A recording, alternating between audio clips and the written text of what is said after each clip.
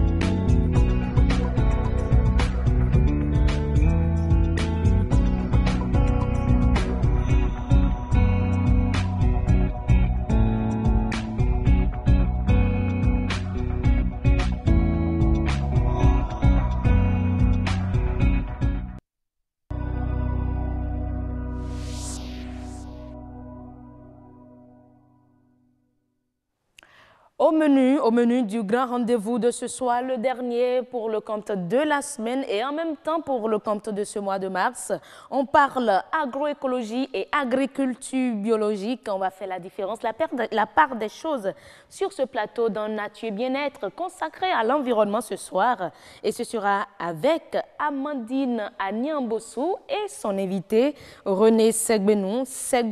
Il sera sur ce plateau pour nous donner toutes les précisions tout à l'heure. Après lui, nous aurons Arel Zanou. Il est le président du patronat des startups. Il est notre expert ce soir pour parler de startups, pour relever le Bénin, ou je dirais même pour révéler le Bénin par l'innovation. Dans Horizon Culture, on parle de Massa 2018 que gagnent les artistes béninois. On aura un des leurs sur notre plateau pour parler de cette initiative qui a eu lieu au début de ce mois en Côte d'Ivoire. Voilà, mesdames et messieurs, le menu du grand rendez-vous de ce soir. On va retourner l'antenne du côté de la rédaction pour retrouver Nadège Sani pour la présentation du 1945. Nadège, bonsoir.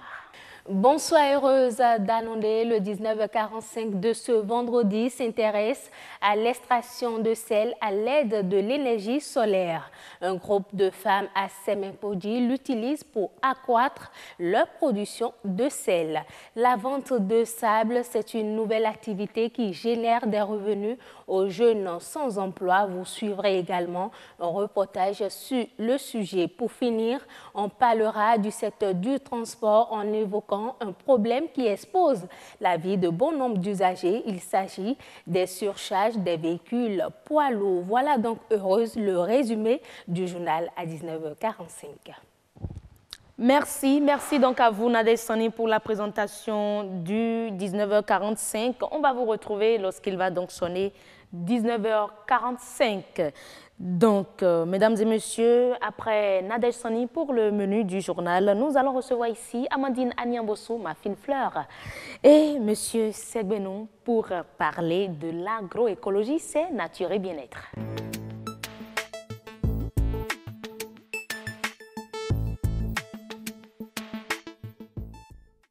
Agroécologie et agriculture biologique, où se situe la différence? On va en parler tout à l'heure, mais d'abord, on suit ce reportage. Faire de l'agriculture écologique une réalité au Bénin, dans la sous-région ouest africaine et dans l'Afrique tout entière. C'est l'objectif de l'organisation pour la 2e édition de ce cours régional Afrique francophone. Une initiative de l'organisation non gouvernementale Djinoukoun sous le thème « L'agroécologie face au système de production agricole dans le monde et en Afrique ». Les objectifs de ce cours régional, c'est de préparer une quarantaine de participants, dont une bonne trentaine, même 35 viennent des pays francophones d'Afrique, à faire face à la transition de l'agriculture conventionnelle qui utilise des intrants chimiques de synthèse, comme nous sommes en train de dire, pesticides et engrais. On veut que cette agriculture-là, qu'on l'abandonne pour une agriculture plus saine, amie de la nature.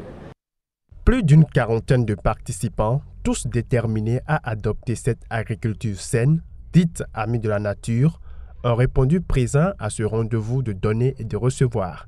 Des experts provenant de plusieurs pays comme la France, la Colombie, l'Espagne, sont venus partager leur expérience.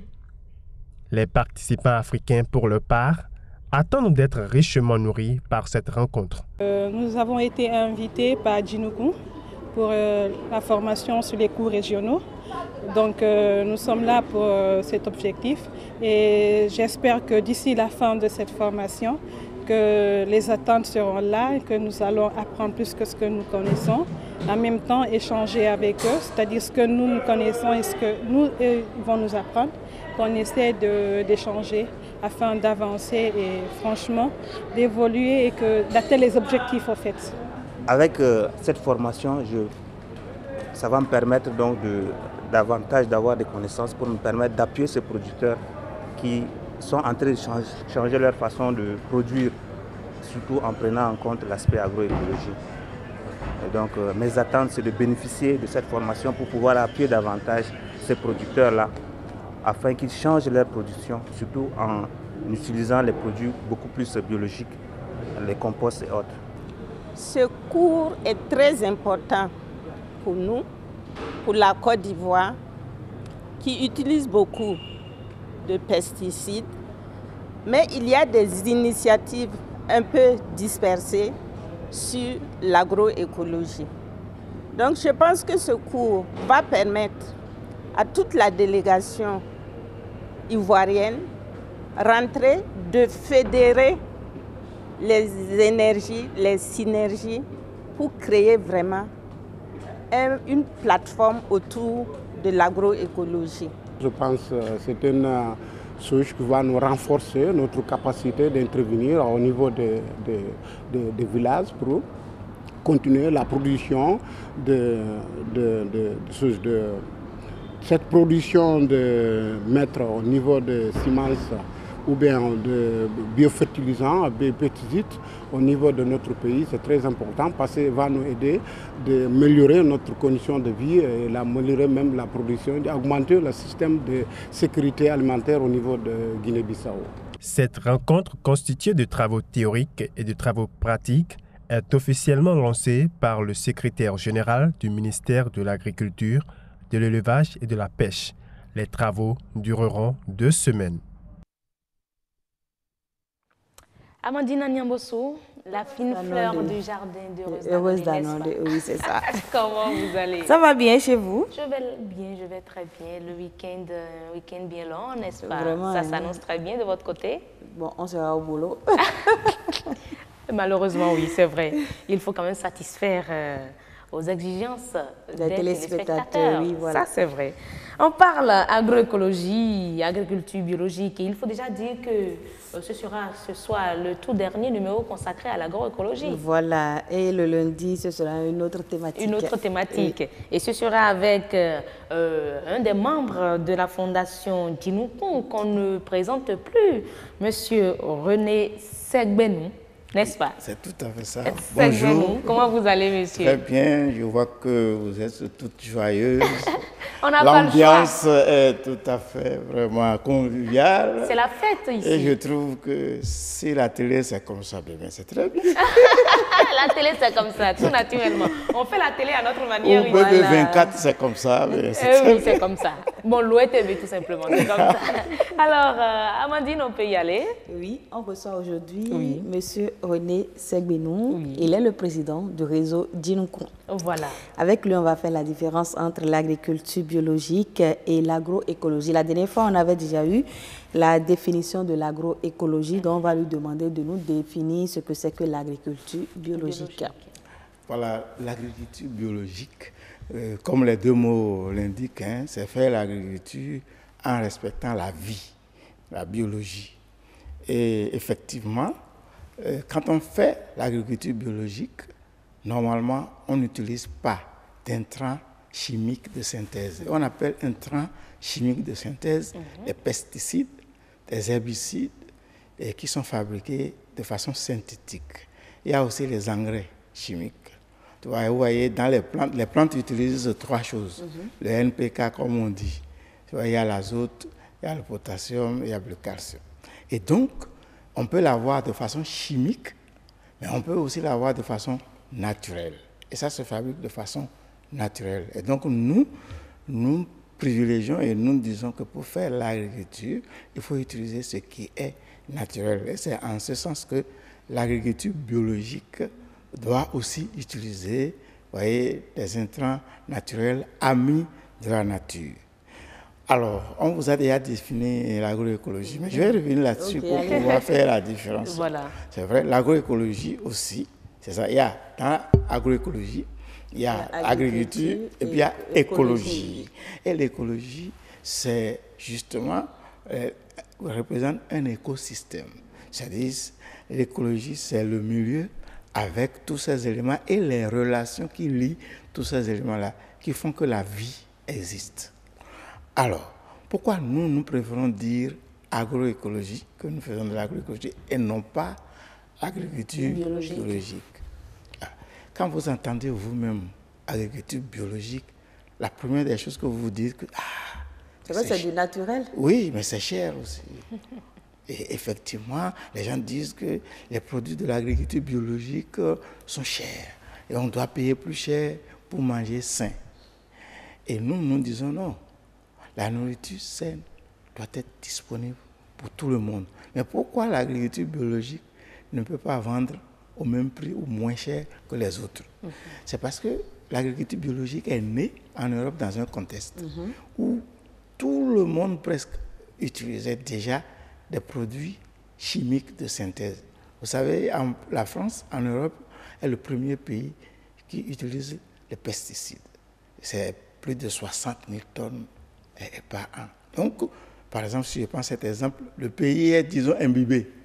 Alors, ceux qui font l'agriculture biologique, ils vont créer une niche pour faire en sorte que là où eux autres ils produisent, il n'y a pas de produits chimiques de synthèse. Donc déjà, pour transformer un champ qui était déjà conventionnel à un champ pour l'agriculture biologique, il faut faire 5 ans.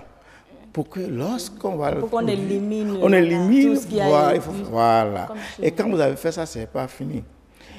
Vous devez aussi rentrer, vous devez aussi accepter la certification. Donc, il y a une organisation externe qui vient contrôler que ce que vous avez dit, que c'est vrai. Maintenant, cette organisation qui vient contrôler a aussi des normes. Voilà. Et ces normes, vous devez les suivre. Alors là où le bas blesse, c'est que puisque nous avons créé une niche et qu'on veut vendre plus cher, alors l'argent commence à prendre le dessus. Et du coup, dans les normes de l'agriculture biologique, on va vous dire, à un moment donné, si jamais vous sentez que votre champ est attaqué et que vous allez perdre, on vous autorise à utiliser les intrants chimiques de synthèse. Et c'est là la différence, c'est là toute la différence. Nous traçons la ligne, mais ce n'est pas fini. Pourquoi nous traçons la ligne? C'est parce que nous, en agroécologie, nous ne sommes pas là pour faire de l'argent. Nous sommes là pour que le plus grand nombre de gens, de producteurs possibles, pratiquent l'agriculture agroécologique. Et donc, il y a une partie, il y a une dimension politique dans ce que nous faisons. Nous ne faisons pas seulement l'agriculture comme ça, mais nous disons nous le faisons et nous nous adressons aux décideurs, aux consommateurs, aux producteurs pour qu'il y ait le plus grand nombre de producteurs possible qui pratiquent ça. Par contre, l'agriculture de niche va se dire, ah, moi, tant que les autres continuent de pratiquer leur agriculture, mais moi, je suis particulier, moi, mes produits vont coûter encore plus cher. Et nous ne sommes pas dans cette perspective-là. C'est pourquoi nous avons préféré appeler ce que nous faisons l'agroécologie, parce que c'est fait avec ce qu'il y a dans la terre. Voilà, c'est fait, on utilise les éléments naturels de l'environnement. Oui. Si on poursuit plus loin, je vais vous parler aussi des micro-organismes qui sont des laboratoires où se prépare tout ce dont la plante a besoin pour vivre. Et nous privilégions ça, nous travaillons pour vraiment sauvegarder ça. En fait, si je comprends bien, c'était pour préserver l'environnement que les gens ont adopté l'agriculture biologique. Mais vous prônez plutôt l'agroécologie. Est-ce que c'est parce que l'agriculture biologique a des limites? Oui, et les limites, je viens de vous parler de ça. C'est les limites, c'est le pouvoir de l'argent sur cette agriculture. Voilà. Et je continue. C'est qu'aujourd'hui, déjà, en Europe, les gens commencent à faire de l'agriculture biologique en production, j'allais dire, comment on dit ça, on ne produit qu'une seule chose. Or, le terme pour dire ça, c'est... j'oublie, je ne sais pas pourquoi. Continuez alors, c'est pas grave, ça va venir. C'est-à-dire que si vous arrivez, vous ne verrez que de la salade à perte de vue. Vous ne verrez que, par exemple, des concombres. Les cultures ne sont pas diversifiées. Ils ne sont pas, exactement, vous me dites, les cultures ne sont pas diversifiées déjà aujourd'hui. Pourquoi? Parce que le marché est rentré dans l'agriculture biologique. Les supermarchés ont commencé à proposer des produits bio.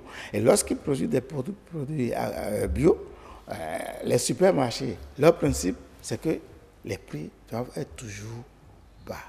Est-ce que vous voyez? Pour amener le consommateur. Alors, du coup, ils font pression sur ceux qui font l'agriculture biologique.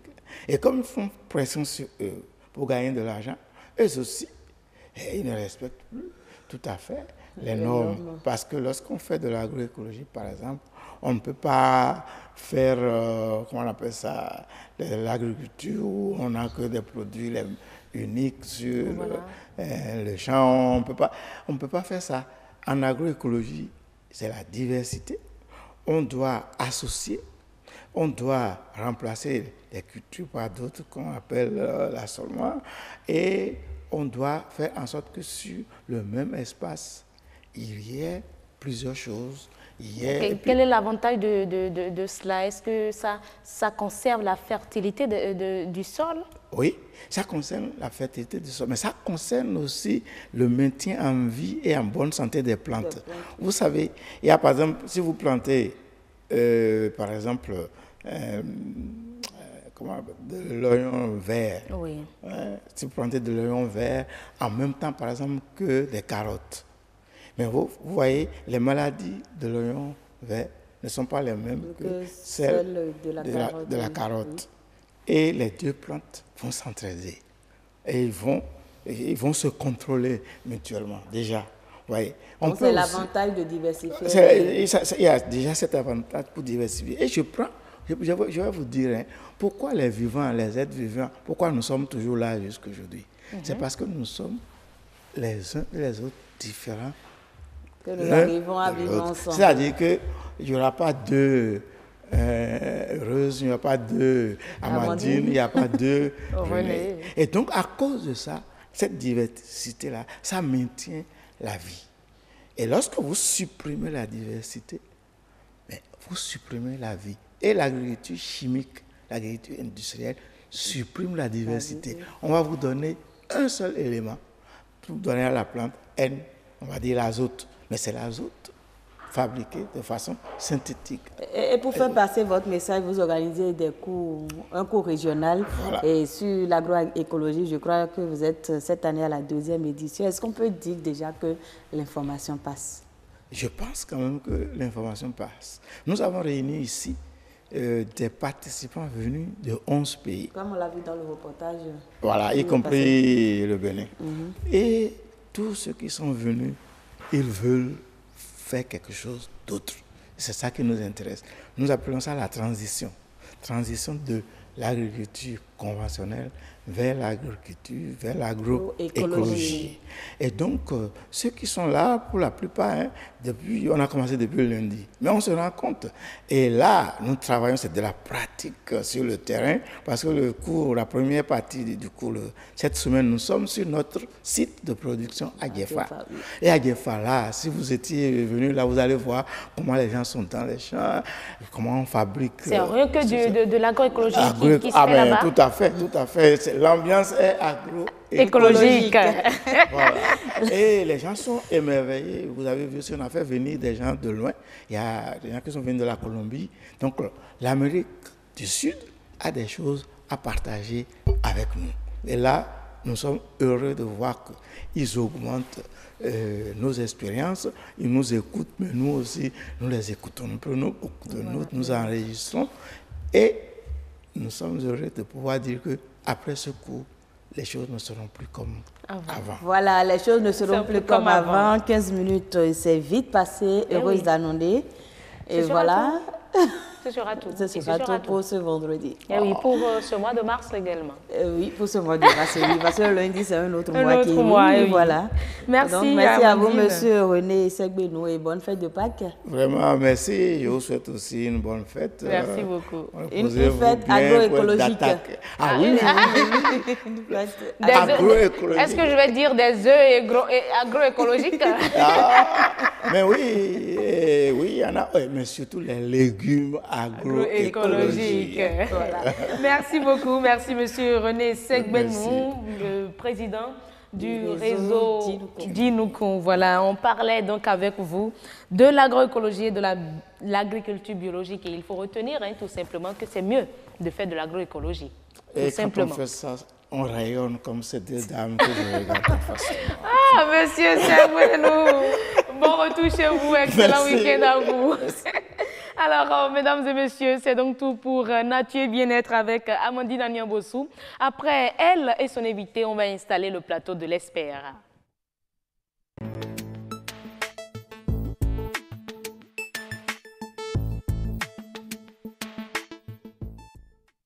Nous sommes donc avec Arel Zanou. Il est le président du patronat des startups du Bénin. De quoi il s'agit? Un patronat pour les startups. Pour servir à quoi? En tout cas, il est là pour nous parler de tout ça, des startups, pour révéler le Bénin à travers l'innovation. Merci d'être là, Arel. Merci pour nous avoir invités sur votre plateau. C'est notre devoir. C'est notre devoir. Un patronat pour les startups. Pour servir à quoi? Parlez-nous un peu de ce patronat-là et ses objectifs. Alors, merci, heureuse pour cette question. Oui. Vous savez, le thème start-up, c'est un thème nouveau que tous les Béninois sont en train de découvrir, que nous vivons déjà de façon passive, je dirais, parce qu'ailleurs, les choses bougent énormément. Aujourd'hui, quand on parle de start-up, c'est quoi? Une start-up, c'est une jeune entreprise qui se différencie de toutes les autres entreprises par le fait qu'elle apporte de l'innovation. Donc, quand vous êtes une entreprise, une jeune entreprise ou une jeune structure, je ne parlerai pas d'entreprise, je parle de jeune structure, et que vous proposez des solutions innovantes, que ce soit des services ou des produits, mais que ces solutions-là que vous proposez ont de forts potentiels de croissance et que vous êtes à la recherche d'un financement, on va dire que vous êtes une start-up. Alors, pourquoi c'est important pour nous de nous mettre en patronat aujourd'hui? Deux constats. Le premier constat, c'est qu'on a malheureusement, vu que même nos dirigeants, ceux qui parlent aujourd'hui de start-up, ne savent pas en réalité ce que c'est. Ah bon? Je vais vous donner un exemple. Oui. On organise un concours, on dit, voilà, il faut que des start-up participent à ce concours-là. Et comme critère, on dit, vous devez avoir un registre commerce, vous devez avoir un identifiant fiscal unique et vous devez exister depuis au moins 2 ans. Quand je prends ces critères-là... Est-ce que le start-up n'est pas concerné par ces critères? Quand je prends ces critères-là, oui. Ce n'est plus une start-up, c'est une entreprise qui vit déjà. Raison pour laquelle vous parliez tantôt de structure au lieu de parler d'entreprise. Voilà, au lieu de parler d'entreprise. Parce que l'une des caractéristiques ou la caractéristique principale d'une start-up, c'est le fait qu'elle est à une étape embryonnaire. Donc, il y a l'aspect temporaire. C'est un peu comme dans le développement d'un être humain, par exemple. Vous devez être embryon avant de devenir fœtus, avant d'évoluer à l'être humain. Donc, c'est l'étape embryonnaire d'une entreprise, d'une entreprise qu'on appellera start-up. Okay. Donc, quand on demande déjà ces renseignements à ces start-up-là, c'est qu'on se dit que ceux-là même qui pensent maîtriser le sujet ne maîtrisent pas du tout la chose. Donc, nous nous sommes dit, c'est notre rôle, nous qui sommes dedans, de nous réunir, de nous mettre ensemble et d'expliquer maintenant aux gouvernants, aux décideurs et surtout aux investisseurs potentiels ce que c'est que les startups, ce qui se fait déjà au Bénin, ce qu'ils peuvent apporter aux jeunes qui font beaucoup dans de l'innovation. Si je commence par vous citer des exemples ici, on va rester jusqu'à demain parce que je peux vous assurer qu'il y a beaucoup de jeunes qui font des choses extraordinaires au Bénin. Mais ce qu'on remarque, c'est quoi? On organise des concours, on donne des prix, 500 000, 1 million, et après, plus rien.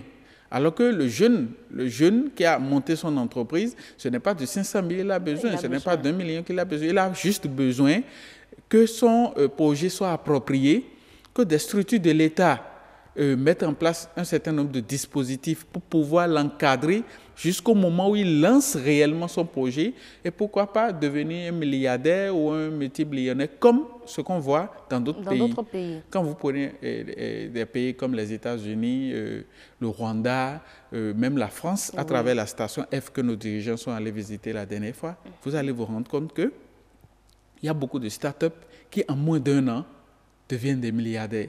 Parce que les services qu'ils proposent sont des services tellement innovants que soit l'État décide de s'approprier cette technologie-là, ou bien l'État les met en contact avec les grandes entreprises qui achètent ces innovations-là. Mais au Bénin... Qu'en est-il au Bénin, voilà? Qu'en est-il vraiment au Bénin? Est-ce qu'il y a déjà des partenariats noués entre l'État béninois et des start-up dans notre pays, des start-up béninoises? Malheureusement, je n'en connais pas.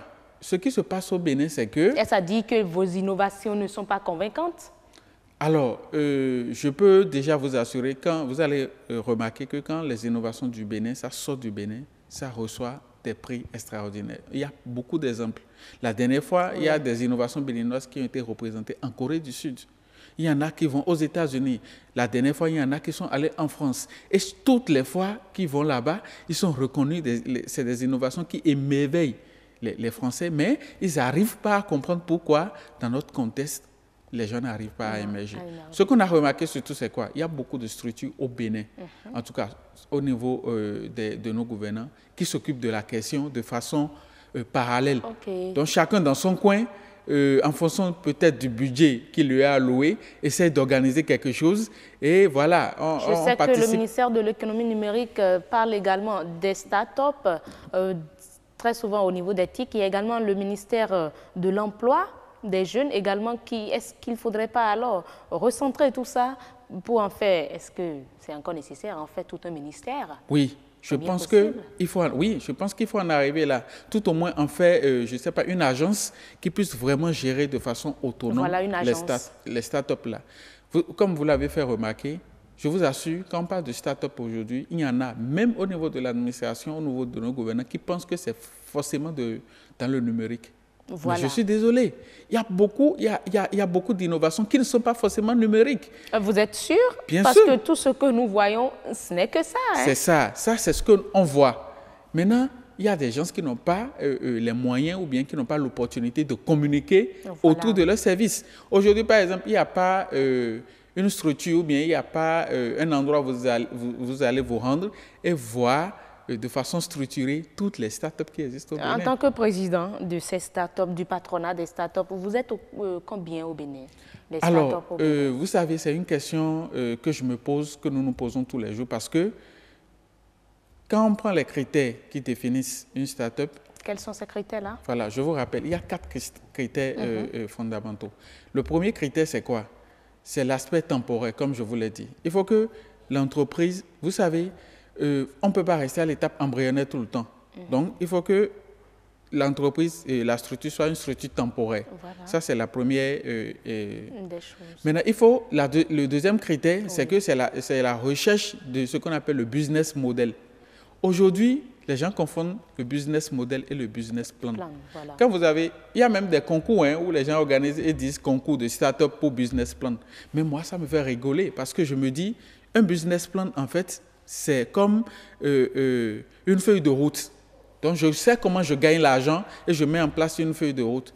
La start-up ne sait même pas comment il gagne l'argent. Il propose les idées et il recherche un business plan et un business model qui puisse lui permettre de rentabiliser.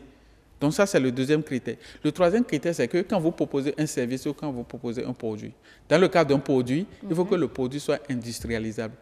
Il faut qu'on puisse être en mesure de reproduire ce que vous avez fait à l'échelle internationale ou tout au moins à l'échelle nationale. Et quand c'est un service, il faut que le service soit reproductible. Okay. Quand vous proposez un service en tant que start-up au Bénin, il faut qu'on soit en mesure d'exporter facilement cette solution-là pour être reproductible partout. Et le dernier critère, c'est le critère de scalabilité. Ce qu'on appelle être scalable, c'est quoi? On considère, en tant que start-up, on considère les premiers clients comme des cobayes. C'est qu'on se dit, on va les tester, c'est des clients tests. Donc, si ces clients-là, on ne gagne pas beaucoup d'argent, parce que c'est des services innovants. Donc, il faut trouver le moyen de convaincre le reste. Donc, on leur propose des services à des prix très bas. Mais plus le client augmente, plus la marge qu'on fait sur chaque client doit pouvoir augmenter. Donc, vous voyez, tous ces critères-là doivent être réunis pour parler de start-up. Donc, du coup, ce que nous faisons aujourd'hui, c'est quoi? Nous essayons de recenser, d'accord, tous ceux qui répondent à ces critères-là pour aider l'État. Parce que nous sommes une structure à but non lucratif, non gouvernementale, dont notre objectif, c'est de mettre en place un certain nombre de paramètres pour permettre à l'État maintenant de venir s'approprier de ces paramètres-là et de pouvoir orienter facilement sa politique. Donc notre objectif aujourd'hui, c'est de rassembler tous les jeunes, qu'ils aient des structures enregistrées ou pas. Mais à partir du moment où ils ont des idées, des projets innovants, nous les invitons à venir nous voir. On va ensemble les aider à passer de l'étape 0 à l'étape 1 avant maintenant de les envoyer sur le marché. Donc, c'est ces critères-là que nous mettons en place pour aider vraiment les jeunes à le faire. Ah, mais lorsqu'on dit que les startups peuvent faire révéler le Bénin par l'innovation, est-ce qu'au Bénin, c'est réellement possible? Parce que lorsque je prends déjà le numérique, ce qu'on voit le plus des startups dans ce domaine-là, tellement de startups qui font pratiquement les mêmes choses dans le numérique, mais on se demande, il n'y a que ça. Vous savez... Vous, par exemple, vous avez une application, Dis-moi Doc, et je sais qu'il y a encore d'autres applications, même si ces applications ne s'appellent pas Dis-moi Doc, qui font pratiquement les mêmes choses que vous. Bien sûr, bien sûr. Vous savez, le plus difficile au Bénin, c'est d'entreprendre. Vous avez des idées les plus géniales. Dis-moi Doc, je vous donne mon exemple. L'application Dis-moi Doc, nous l'avons, il y a 1 an que nous l'avons mis en place. Nous travaillons depuis. Nous avons participé à des concours, nous avons évidemment gagné. Nous avons rencontré des autorités, mais ça se limite à ça. C'est vous-même qui vous battez pour chercher du financement, pour mettre en place les services secondaires que vous vous êtes mis. Donc, il n'y a même pas de banque, il n'y a même pas de structure qui soit dédiée. Ce qui se fait, c'est quoi? C'est qu'il y a peut-être un ministère qui a un fonds là, et puis voilà, on lance quelque chose, et puis on distribue des prix, et puis ça s'arrête là. Il n'y a pas vraiment un bon suivi pour les startups. Donc, en termes de numérique, comme vous l'avez dit, il y a franchement beaucoup d'innovation. Nous, tout ce qu'on demande, comme dans les autres pays, je vous donne l'exemple de la France. Il y a une start-up qui fait dans de l'e-santé, comme je le fais, comme nous le faisons, mais qui n'est pas aussi évoluée que nous. Mais l'État français s'est approprié cette start-up-là, parce qu'ils se disent, voilà, ça rentre en ligne de compte avec nos objectifs. Donc, on prend en charge totalement les jeunes qui l'ont fait, on les met dans de bonnes conditions et ils gagnent énormément d'argent. Au Madagascar, c'est pareil. Au Madagascar, par exemple, je vais vous donner un exemple.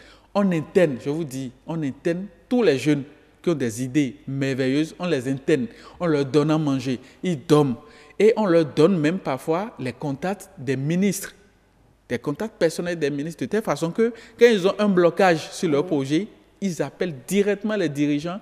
Et ces dirigeants-là ils ont l'obligation de leur trouver solution. Vous voyez là, jusque là où les gens sont allés pour pouvoir permettre... Ils croient à la chose. Ils croient à la chose. Aujourd'hui, vous voyez le président Macron, il met beaucoup de milliards dans la station F. Et la dernière fois, hier, je suivais une chaîne internationale où il a accordé près de 1,2 milliard pour l'intelligence artificielle. Donc, autant de choses que nous pouvons faire. Parce que je peux vous assurer qu'il y a l'intelligence au Bénin. Pour avoir eu l'expérience du président d'être président du patronat, j'ai rencontré des jeunes qui ont des idées géniales, qui se battent vraiment, mais qui ont besoin que l'environnement soit un environnement favorable pour leur permettre d'aller de l'avant. Aujourd'hui, on n'a pas besoin... moi, je vous donne mon exemple. Oui. J'ai une structure qui est enregistrée. J'ai une structure qui paye des impôts. Comment vous voulez qu'une start-up qui ne gagne même pas beaucoup d'argent, à qui déjà on fait de l'imposition? Donc, nous pensons vraiment qu'il y a un problème et qu'il faut... Mais quel rôle concrètement, parce que le patronat existe depuis combien de temps déjà? Le patronat existe il n'y a pas longtemps. Le patronat légalement, sinon le patronat existait, mais légalement, disons en début mars. Ce mois de mars-là? Oui. Donc, nous menons des activités, mais ces activités-là n'étaient pas sous la bannière. Maintenant, nous sommes bien enregistrés au niveau de la préfecture. Nous avons nos documents à jour et nous avons commencé par travailler déjà en soudine depuis longtemps. Et les startups vous connaissent? Les startups nous connaissent. Et d'ailleurs, pour ceux qui ne nous connaissent pas encore, nous avons organisé une assemblée générale pour le 7 avril prochain à 10 h à notre siège. Notre siège est à Calavi. Je vais peut-être laisser un numéro si vous voulez, pour ceux qui voudront. On va diffuser ça après. Pour ceux qui voudront... Donc, que toutes les startups béninoises viennent à l'Assemblée générale. Au cours de cette Assemblée générale, qu'est-ce qui va se passer? Nous allons leur présenter le patronat. Ça, c'est la première des choses. Pour ceux qui n'étaient pas au courant, parce qu'il y a déjà beaucoup qui sont avec nous. Pour ceux qui ne sont pas au courant, on va leur présenter ça. On va leur... Très rapidement. Oui, on va leur montrer quelles sont les activités que nous allons mener et quels sont les intérêts qu'ils ont à être avec nous. Parce qu'aujourd'hui, quand on se lève, on doit pouvoir dire, quand on va à un endroit, on doit pouvoir dire, voilà combien de startups il y a au Bénin, voilà comment c'est réparti chaque domaine, dans chaque domaine et qui existent. De façon régionale aussi, parce que les gens sont dans des... les startups, ce n'est pas seulement à Cotonou, il y en a un peu partout au Bénin, mais ils n'ont pas la chance d'être reconnus, ils n'ont pas la chance de participer avec. On espère que le patronat viendra répondre à tous leurs besoins, si possible, et que le patronat sera contacté par les différents ministères qui s'intéressent à la chose pour déjà faire révéler le Bénin par l'innovation. S'ils ne le font pas, nous irons vers eux, parce que nous avons vraiment décidé. Vous savez, quand vous voyez d'autres jeunes, d'autres pays briller avec des idées qui ne sont pas forcément des idées très innovantes, nous pensons que nous, à notre niveau, nous pouvons faire beaucoup. Et nous frapperons, si possible, à toutes les portes, que ce soit les ministères, que ce soit même la présidence de la République. Nous sommes prêts à rencontrer le président de la République pour lui présenter notre vision. Nous taperons à toutes les portes pour que nous aussi au Bénin, nous puissions révéler notre pays au monde grâce à l'innovation. Merci beaucoup Arel Zanou, merci à vous. Déjà pour l'initiative, vous êtes le président du patronat des startups du Bénin. Et ce sera tout pour Espère de ce soir. Merci, bonne fête à vous, excellent week-end à vous. Merci beaucoup. Et voilà, merci beaucoup, merci. Alors mesdames et messieurs, après l'Espère, on va installer notre expert en Horizon Culture. Et oui, tout de suite, Horizon Culture.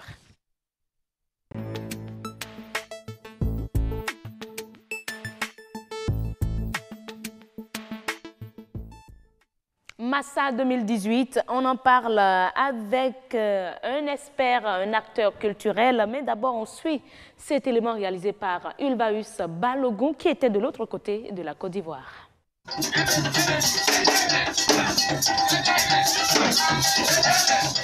152 spectacles donnés par des artistes d'une cinquantaine de pays devant plus de 1600 festivaliers venus du monde entier. À la clé, une soixantaine d'intentions de contrats enregistrés. Tel est le bilan que l'on peut faire au terme de la 10e édition du marché des arts du spectacle d'Abidjan Massa.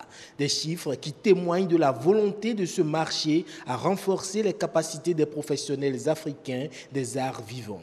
Se voulant donc le rendez-vous par excellence de la créativité et de l'originalité à travers la promotion des arts de la scène et de l'oralité, le Massa, après 25 ans d'existence, demeure la tribune de l'art et de la culture qui permet l'accès des productions africaines et de leurs artistes au marché international.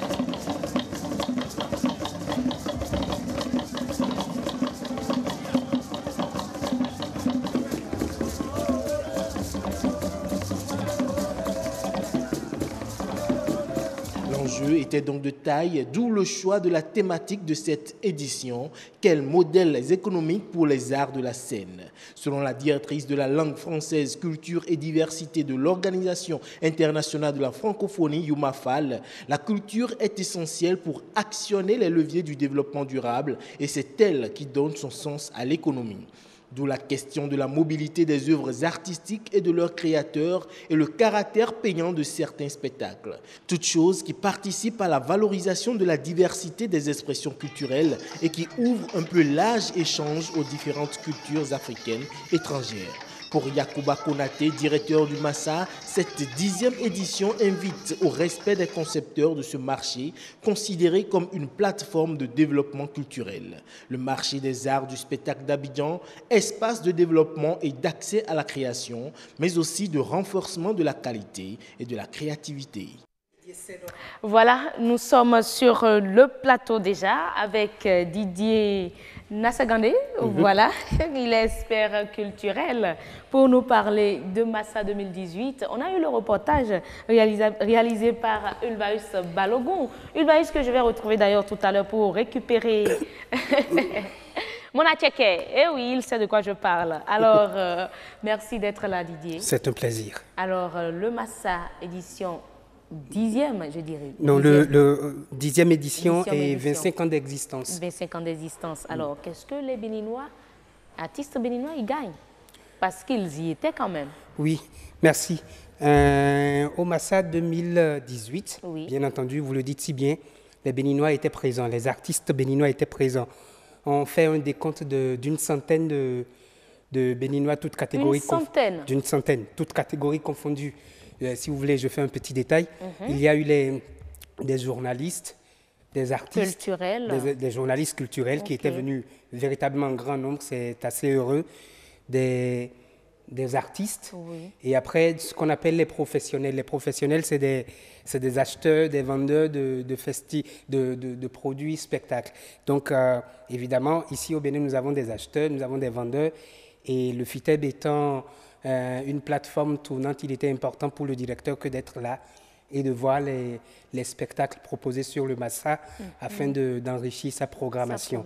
Donc au total, environ une centaine de Béninois représentés. Nous étions, loin de tout orgueil, l'une des délégations les plus efficaces et les plus efficaces ou les plus représentées? Les plus représentées, oui. Si vous voulez, je vais être les plus efficaces. Nous avons fait une représentation de luxe, de prestance, de valeurs artistiques, de valeurs scientifiques et après de valeurs journalistiques. Nous avons eu des journalistes qui ont été de qualité sur le Massa et c'est le moment de rendre hommage à toute cette crème béninoise qui a pris d'assaut le Massa. Je pense à Ulvaeus Balogun une fois encore. Qui a fait un bon travail, je voudrais préciser. Oui. Donc, alors, pour faire un résumé, nous avons eu, au nombre de la prestation des artistes béninois de la qualité, évidemment, nous étions sur le Massa.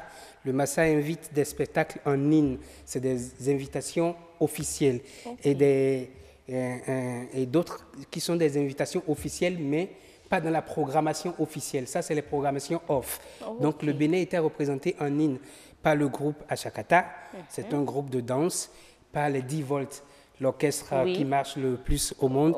Et après, nous avons eu le groupe Achakata, les 10 volts, Et voilà, c'était là les deux représentants du Bénin en ligne. Après, en off, il y a eu d'autres spectacles. Le spectacle de M. Tola Koukoui. Oui. Et voilà. Et des Béninois, des artistes béninois étaient dans d'autres productions. Des productions qui venaient de la Suisse, des productions qui venaient de la France, des productions qui venaient de la Tunisie. Donc c'est avec tout ce regroupement qu'on se rend compte que... Au nombre de 100, vous avez pratiquement nous étions une centaine. D'accord, oui. Mais là, on sait que la particularité, comme vous l'aviez dit, de Massad, c'est qu'il y a des professionnels qui viennent pour voir déjà si on peut déjà signer des contrats avec des artistes et autres, si on peut en acheter, voilà, comme vous le dites. Est-ce qu'il y a des artistes béninois qui ont été déjà achetés? C'est là tout l'intérêt du Massad, c'est un marché. Et quand vous allez au marché, vous allez vendre. On va vendre au marché, on va vendre également au Massad. On va se poursuivre cela tout à l'heure parce que là, il est 19h45 et nous allons retourner l'antenne. Et oui, mesdames et messieurs, on va retourner l'antenne à la rédaction de BB24 pour le 19h45 avec Nadège Sani.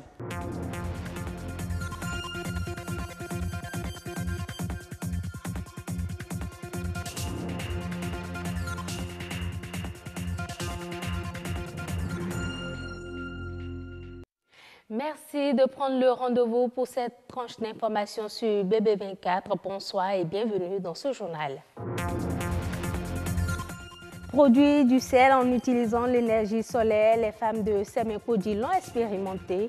Ce système novateur participe à la protection de l'environnement en augmentant la production de sel. La réglementation en matière de chargement des véhicules poids lourds n'est pas respectée au Bénin. Bien souvent, les transporteurs surchargent les véhicules et mettent ainsi en péril leur vie et celle des autres usagers de la route. La vente de sable, c'est une nouvelle source de revenus pour la jeunesse sans emploi. Plus de détails sur cette activité dans un instant.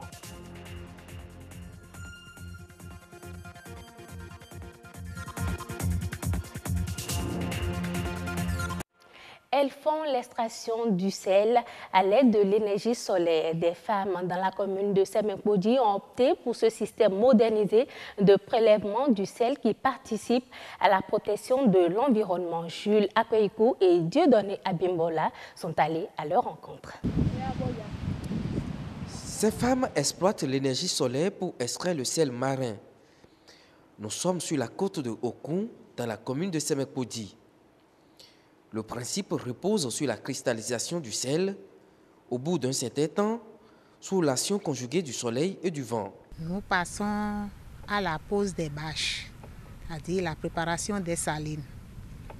Quand nous finissons, nous lavons bien les bâches, nous versons de l'eau de mer sur les bâches.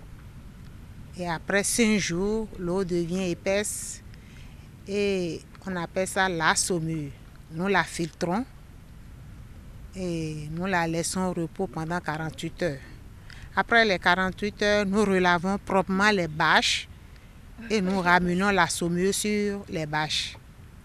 C'est ainsi, après 6 heures de temps, nous commençons par récolter le sel marin à l'aide de l'énergie solaire. Regroupées au sein d'une association, elles sont formées par le groupement des éducateurs sans frontières de la France. Acheminer l'eau de la mer vers le site de séchage reste leur principale difficulté. Mais l'activité reste bien lucrative. L'activité génératrice de revenus pour les femmes et aussi pour les jeunes, puisque c'est les jeunes qui vont chercher de l'eau. Ça demande une main-d'œuvre importante, mais si nous avons des moyens et si plus tard nous avons l'appui de l'État avec les structures de l'État qui peuvent s'y intéresser, je crois que le Bénin va pouvoir exporter du sel plus tard. Puis on a constaté qu'au Bénin, nous consommons au moins 30 000 tonnes de sel par an, alors que le Bénin même n'en produit que 3 000 tonnes. Donc les 27 000 tonnes sont importées. Quand c'est comme ça et que nous avons la mer, l'océan Atlantique, ça vraiment, nous-mêmes, ça doit nous faire réfléchir. Donc nous pensons à comment faire pour combler le vide. Nous demandons aux autorités de nous aider à former les autres femmes qui sont sur la côte. Parce que la quantité du sel qu'on a besoin au Bénin, nous seuls on ne peut pas récolter ça. La récolte s'effectue de novembre à mai en vue de bénéficier pleinement des rayons solaires. Avant, les femmes de Kounsémé fumaient du poisson. Voilà là où on fumait du poisson. Maintenant, il n'y a plus de poisson. Mais aujourd'hui, on s'est adhéré à la récolte du sel et chacun, à la fin de la récolte, ce que chacun prend là, ça lui permet d'aller faire son commerce pendant la pluie et de revenir après. Si on récolte beaucoup le sel là, au moins chacun tous les mois, on nous satisfait avec en tout cas 25 000 ou 30 000. Contrairement à l'ancienne méthode, la technique de séchage respecte les normes environnementales. Au revoir donc à l'ancienne méthode grand-mère. Des sacs de jute remplis de sable sont disposés aux abords des rues dans nos villes très tôt le matin ou tard le soir. Cette collecte de sable est faite par de jeunes sans emploi qui les revendent pour subvenir à leurs besoins. C'est une activité qui prend de l'ampleur dans plusieurs villes du pays. Ano Adadja, Bernard Diopé. Les Cotonois innovent dans une nouvelle activité. Il s'agit du commerce du sable de rue. De Fifadji à Vodje en passant par Agla, la vente du sable de rue est devenue l'activité de jeunes vacanciers, de déscolarisés ou encore de quelques adultes. Ayant pris corps depuis quelques années à Cotonou, l'effectif des vendeurs ne cesse de monter. Quand on vend aux gens qui en ont besoin, c'est avec ce sable-là que j'arrive à nourrir ma famille. Ça fait plus de 10 ans que je suis en train de faire ce travail. Au moment où je faisais les là, je vois les sables là, et j'ai dit que avec ce sable là on peut travailler. C'est comment j'ai commencé. Ça c'est pas avec avec un petit tracteur, un mini tracteur que je faisais avant, avec gamin, pas tout ça là. C'est parce que à un moment donné ils ont commencé par balayer. Là-bas il n'y a plus de sable, c'est pourquoi on est venu encore ici. On vend des tas à 2 000, 3 000, 4 000. Des fois, nous vendons ça dans les tricycles, des fois, nous vendons ça dans les sacs de jus, des fois, nous vendons ça dans les boîtes, des fois, nous vendons ça dans des bâchés. Je fais 5 tas par jour, dont l'unité est à 1 000 francs. Sur la question de la provenance, plusieurs personnes disent du sable de rue que c'est du sable laissé par les véhicules après leur passage. Pour sa part, que pense le premier responsable des convoyeurs de sable? Cela est dû au chargement de notre sable, le chargement excessif. C'est ce que nous chargeons nous-mêmes qui se renversent sur les voies et que les autres se profitent de ça. Comme tâche préalable, les ramasseurs qui sont en même temps les vendeurs munis de balais et de pelles forment des tas entreposés ou exposés aux abords des voies, à la devanture des maisons ou bien sur les balises de séparation de voies, une forme d'exposition qui n'échappe pas à l'attention du client. Les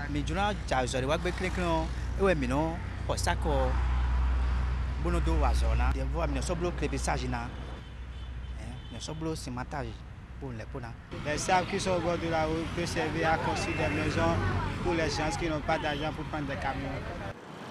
Désormais, à Cotonou, le sable des camionneurs n'est plus la seule option pour la finition des travaux de construction.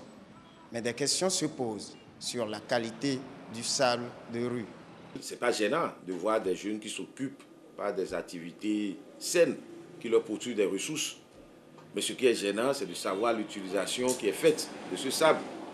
Parce que ce sable comporte beaucoup de déchets, ce sable comporte la boue.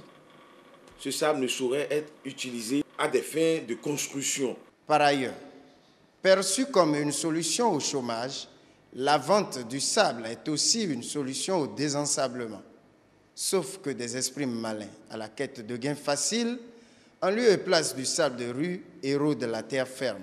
Toute chose qui n'est pas sans conséquence.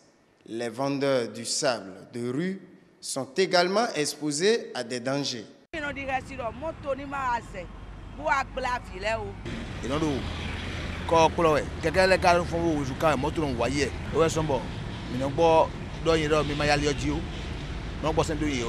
De la rue au sac, le sable de rue prend de l'ampleur à Cotonou et environ. Néanmoins, faudra-t-il faire attention? Des véhicules poids lourds surchargés, on en rencontre régulièrement sur les routes au Bénin.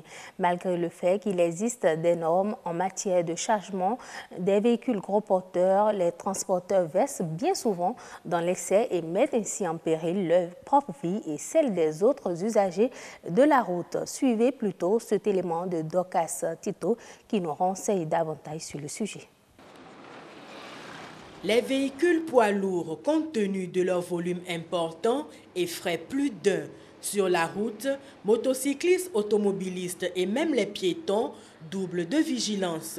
Le phénomène de surcharge des camions gros porteurs est un véritable problème de sécurité routière observé au Bénin.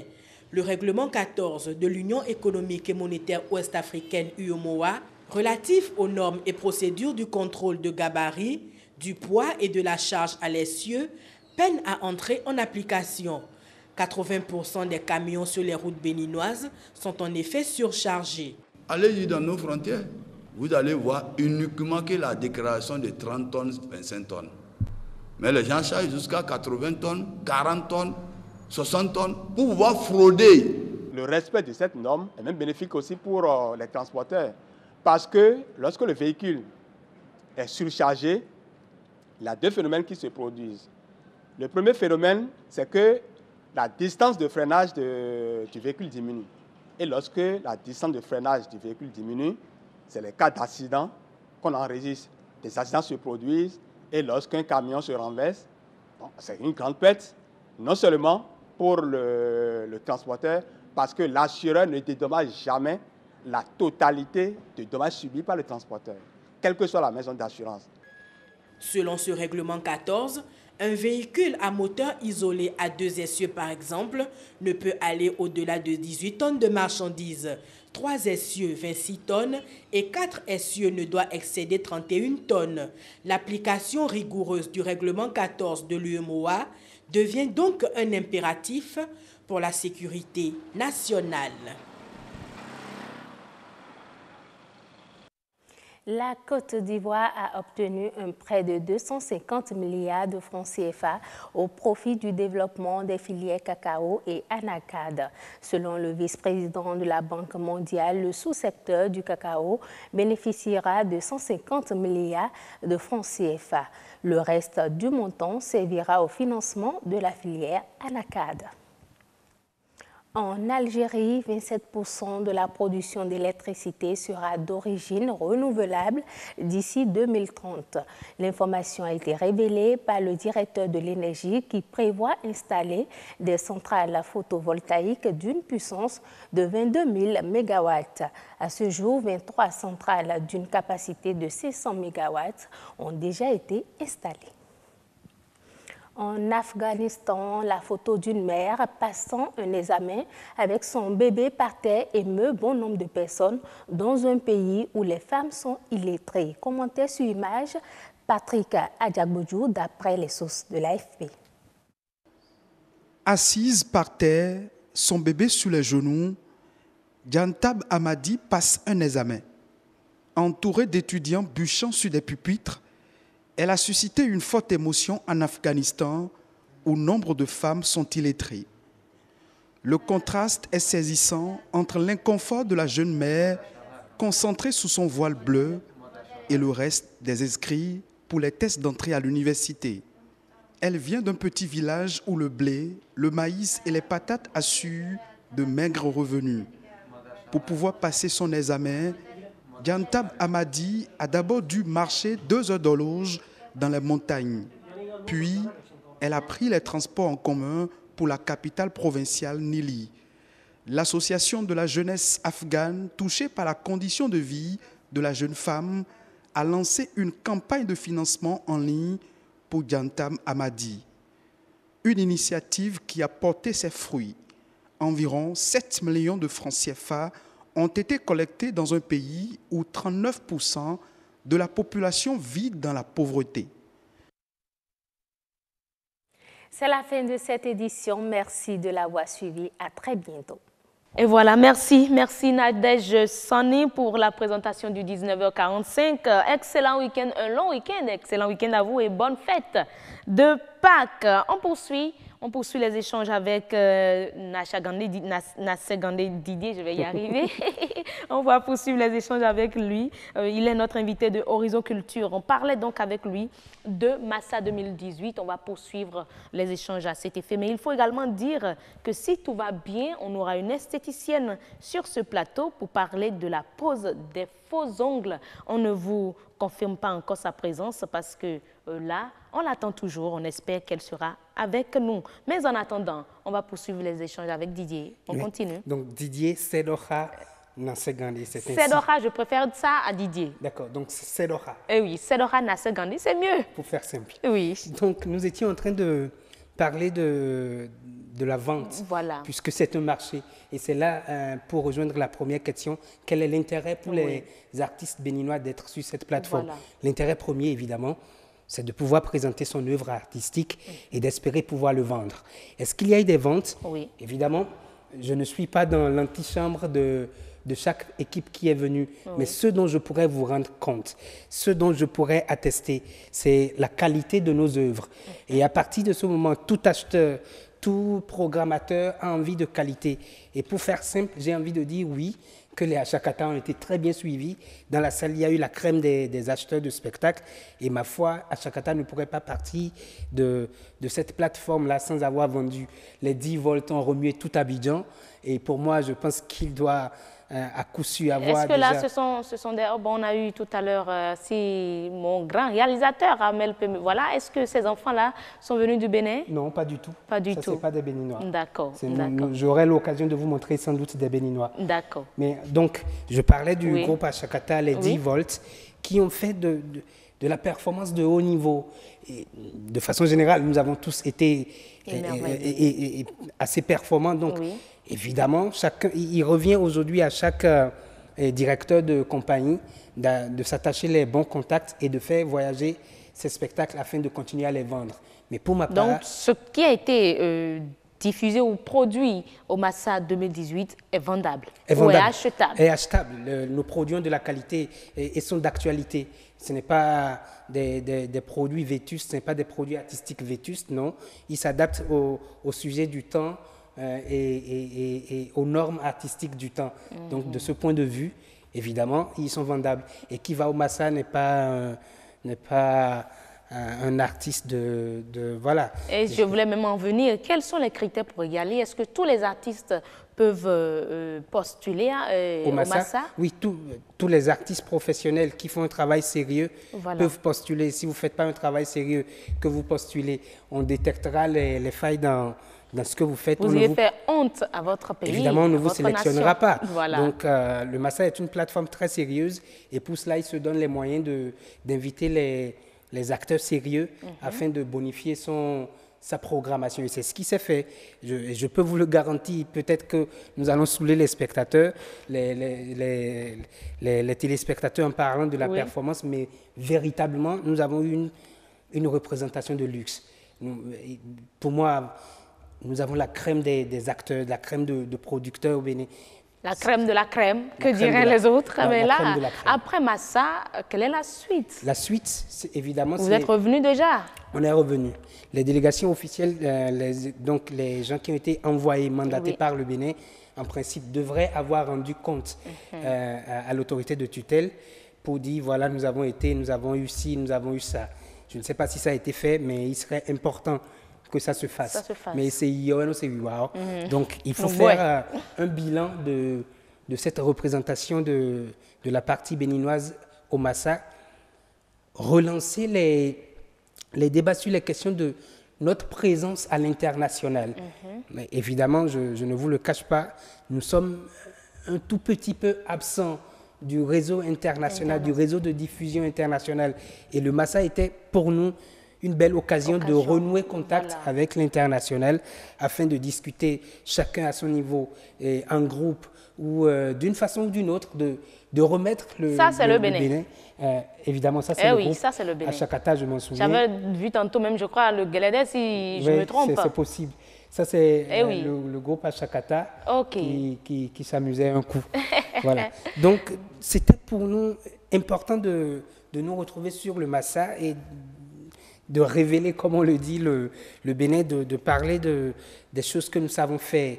Et les gens nous respectent. C'est à nous de faire les petits pas pour nous inscrire dans de grandes dimensions. N'est-ce pas? Vous avez tellement vendu les artistes béninois sur ce plateau qu'on se demande si on peut encore faire une étude comparative de ce qui se passe déjà dans la sous-région et ce que vous avez présenté là-bas. Oui. Après avoir suivi, vous également, ces autres artistes qui ne sont pas du Bénin, leurs prestations, qu'est-ce qu'on peut dire? Est-ce que nous avons encore du travail, du chemin à parcourir? À tout instant, il y a du travail. À tout instant, quel que soit votre niveau, il y a du travail. Vous arrêtez de travailler, vous pouvez acheter un cercueil et vous y coucher. Non, à tout moment, il y a du travail. Il faut évidemment qu'on aille à ces rendez-vous pour apprendre des autres. C'est tout ça la richesse du savoir. Et si vous voulez, comparaison n'est pas raison, je n'ai pas envie de dire que nous avons décroché des trophées. Non, les œuvres artistiques ne se comparent pas, vu que c'est des éléments différents mis en jeu, c'est de différents producteurs, c'est de différents metteurs en scène, c'est de différents dramaturges. Donc, on ne pourra pas faire de la comparaison sur des facteurs qui... Ça ressemblerait à de la subjectivité, non? N'est-ce pas? Mais je voudrais reconnaître que sur le Massa, il y a de la bonne programmation de façon générale. Quand je m'attache à mon pays, c'est normal. Et quand je m'attache à mon pays, c'est encore légitime vu les situations dans lesquelles nous sommes. Il y a un peu un sentiment d'arrêt sur le terrain, ce qui ne favorise pas forcément l'éclosion des valeurs. Et malgré ces suspensions, malgré cet arrêt, je vous le dis encore, ça n'a pas empêché les Béninois de s'illustrer véritablement. Je ne souhaitais pas parler des limites ou de ce qui n'a pas marché pour notre pays au Massa, mais bon, n'empêche. Non, on n'est pas là pour ça. Voilà. On a fait une très belle représentation, et je le redis encore à qui veut l'entendre, c'était une représentation de luxe et de prestige, quoi.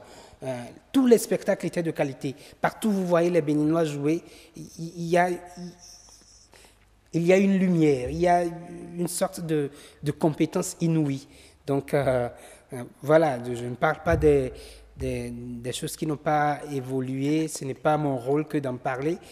Et donc voilà, je souhaiterais peut-être que les prochaines fois, l'État s'implique davantage afin d'accompagner ces acteurs, puisque nous faisons du bon résultat. Ce n'est pas du folklore, ce n'est pas de l'amateurisme, c'est du bon, c'est de la qualité, c'est assez bien. Et le Bénin sera encore présent au Massa prochain. Et le Massa n'est pas le seul rendez-vous sur lequel le Bénin devrait être. Voilà. Nous devrions pouvoir prendre d'assaut tous les rendez-vous afin d'inscrire notre nom à jamais dans les plus grands rendez-vous. À partir de ce moment, les gens vont se bousculer pour aller voir nos rendez-vous. Si vous n'allez pas chez les autres, ils ne viendront pas chez vous. Et on aura d'ailleurs le festival, le FITEB en novembre. Il faudrait également que le Bénin se fasse vraiment reconnaître, même si ça va se passer chez nous. Il y aura quand même d'autres délégations au Bénin, n'est-ce pas? Mais vous étiez quand même au Massa. Si, j'étais au Massa. Vous avez déjà été acheté? C'est une grande possibilité. Oui, je pense que déjà à la fin de notre prestation, il y a eu beaucoup de programmateurs qui ont pris des rendez-vous. Les causeries ont commencé autour des tables de bière, de petites causeries, mais assez intelligentes. Et oui, le souhait de tout artiste, c'est de faire voyager son œuvre. N'est-ce pas? Et je voudrais vous dire, oui, nous allons faire vendre le spectacle Si tu sors, je sors, dans lequel j'ai évolué. Oui. Donc, à coup sûr, Si tu sors, je sors. Ça, c'est clair. Si tu sors, je sors. Si tu sors, je sors. Merci beaucoup. C'est un plaisir. Merci. Seroha Nassegandé. Voilà, expert culturel. Avec vous, on faisait le bilan, le point de tout ce qui a été fait par les Béninois au Massa 2018. Et je crois que c'est un bilan positif, tout simplement. Oui, s'il y a un autre mot à utiliser pour définir notre représentation, c'est une excellente représentation. Une excellente représentation luxueuse. Luxueuse. Et du point de vue de la moralité, je pense que les Béninois sont se sont bien assez comportés. Et, du point de vue artistique, ils se sont très bien comportés. Dans les interventions au cours des colloques, nous avons eu de très belles interventions. Je note au passage, mis à part la présence physique et intellectuelle de Eric Hector, directeur du FITEB. Angélique Kidjo a été reçue via visioconférence pour parler de la mobilité des œuvres artistiques. Et tout ça n'est que la confirmation de ce que notre pays regorge de talents épanouis et inouïs. Donc, à tout point de vue, je précise, artistique, scientifique et de l'ordre de la moralité, nous avons eu un bon challenge. N'est-ce pas? Encore une fois, si l'État veut savoir notre avis sur la question, c'est de ne pas hésiter à s'investir dans la chose culturelle. Dans la chose culturelle auprès des artistes. N'est-ce pas? Il n'y a rien à perdre dans ça. Ou bien. Ah non, pas Merci du tout. beaucoup. C'est un plaisir. Ouais. Merci à notre expert culturel qui nous parlait donc du Massa 2018. Mesdames et messieurs, après lui, après Didier Nassegandé, on va suivre l'actualité. On a eu l'actualité de la rédaction de BBM4. Maintenant, on aura l'actualité sur la toile. Et ce sera avec Rodrigue Babagbeto, ActuWeb.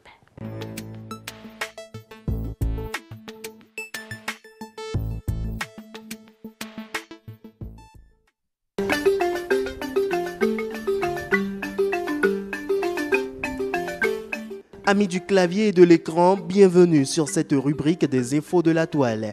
On démarre par cette actualité au Bénin. La chasse aux cybercriminels et faux féticheurs est lancée et le mot d'ordre est clair, pas de quartier. Qu'est-ce qu'ils sont à leur trousse? Le site de la Nouvelle Tribune répond à cette interrogation. Il s'agit des ministres, préfets, commissaires de la police républicaine et têtes couronnées qui sont unanimes autour de la cible visée. Le site de radiodiffusion et télévision du Bénin ORTB informe qu'un numéro accessible par WhatsApp est mis à disposition pour une coopération fructueuse avec la population. Il s'agit du 64 00 46 46. La menace est grande et le ministre de l'Intérieur promet brûler ses fétiches. Aucun obstacle ne nous arrêtera, a-t-il affirmé. Il a d'ailleurs le feu vert de quelques internautes. Tenez, celui-ci soutient sur Facebook le gouvernement pour que soient détruits un à un les auteurs de ces crimes. Un autre souhaite vivement être débarrassé de ceux qu'il considère comme des fléaux. Pendant ce temps, les producteurs béninois de miel peuvent se réjouir. Le précieux produit des abeilles Made in Bénin pourra bientôt être exporté sur le marché européen. C'est ce que nous fait savoir le site de la télévision nationale. Le gouvernement l'a annoncé ce mercredi à l'issue du Conseil des ministres du 28 mars 2018. La Commission européenne a pris la décision de réintroduire le Bénin sur la liste des 6 pays africains autorisés à exporter des animaux et des produits d'origine animale dans l'espace européen. Le gouvernement appelle les producteurs à s'organiser pour faire du miel béninois une filière porteuse au même titre que l'ananas, l'anacarde ou le karité. Un conseil à donner aux producteurs, il faudrait bien étiqueter les bouteilles de miel. En France, la Commission développement durable de l'Assemblée nationale a décidé d'imposer une traçabilité du miel avec indication des origines sur l'étiquetage. Un pas salué par l'Union nationale de l'apiculture française. D'après le site Reporter, le miel est souvent l'objet de fraudes qui le dénaturent, notamment par ajout de sucre. Les miels importés d'Asie sont le plus souvent en cause. Rappelons que les Français consomment 4 fois plus de miel que n'en produit le pays. Pour finir, on fait un crochet en Angleterre où les églises font désormais la quête en paiement sans contact depuis un smartphone. Le numérique s'invite dans les églises donc et le site Mashable fait savoir que 16 000 églises, cathédrales et sites religieux du Royaume-Uni ont été équipés pour des quêtes sans contact par carte bancaire, Apple Pay et Google Pay. En France, seule une paroisse teste la même chose. Quelqu'un me demandera peut-être si cela pourrait se faire au Bénin. Je ne saurais le dire, mais en attendant de savoir si oui ou non, nous on se retrouve très bientôt pour de nouvelles informations de la toile au Bénin et ailleurs. Merci de votre attention.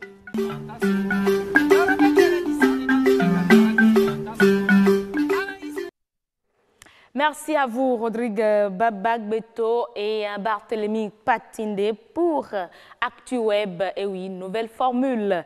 Mesdames et messieurs, ce sera donc tout pour le grand rendez-vous. Je l'avais dit tantôt, juste après le journal, que si tout va bien, on aura avec nous une esthéticienne pour parler de la pose de faux ongles. Malheureusement, elle n'a pas pu être là.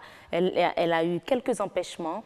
On comprend tout ça. Mais, mesdames et messieurs, on va clôturer le grand rendez-vous. Il est temps de vous laisser partir, mais d'abord voici la météo.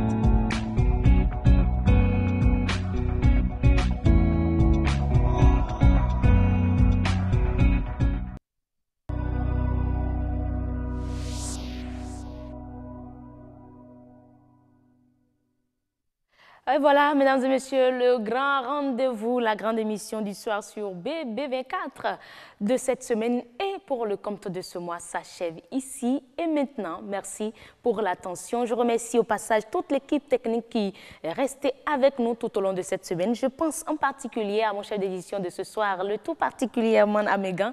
Je pense également à ma cadreuse Auréole et mais bien évidemment au réalisateur Gilles Armel Guéhirin. Bonne fête, mesdames et messieurs. Excellente Pâques à vous et excellent week-end. Merci d'être avec nous. On se dit à très bientôt, à lundi, pour un autre numéro du Grand Rendez-vous.